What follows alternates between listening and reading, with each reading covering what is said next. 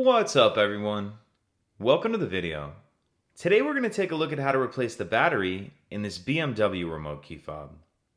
This BMW key fob is going to use replacement battery CR2450, and I'll put a link in the description box of this video to where you can purchase these replacement batteries if you're in need. The first thing we want to do is remove the emergency key that's in the bottom of the key fob. That's done by pressing this button here, and then the emergency key will slide out like that.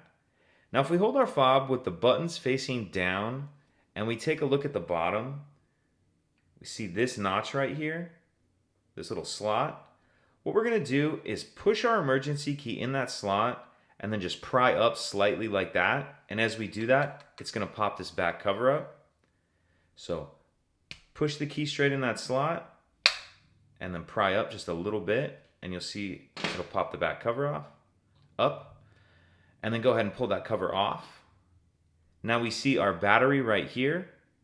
And if you grab a flathead screwdriver or something similar, you can get in this little cutout right here and get under the edge of the battery.